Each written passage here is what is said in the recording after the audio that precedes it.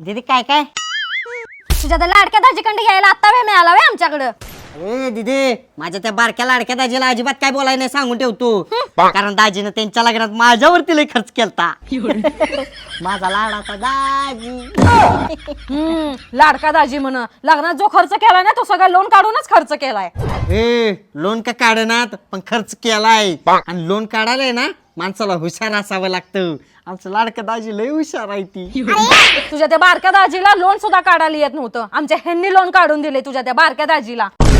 तुझ्या त्या लाडक्या दाजीने लोन फेडल्यानंतर नो ड्यूज सर्टिफिकेट घ्यायला लागते ते सुद्धा आमच्या ह्यांनीच सांगितलं होतं.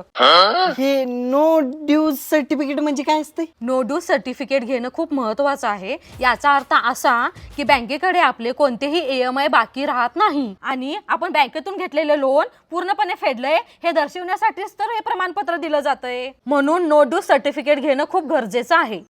अरे वा मट्ट दाजी एवढं हुशार आहे तुम्ही मला माहितीच नव्हतं. अगं मग तिथे दाजी कुठे गेले ती? खोबरं तिकडे चांगलं आला लाडीगुडी लावायला.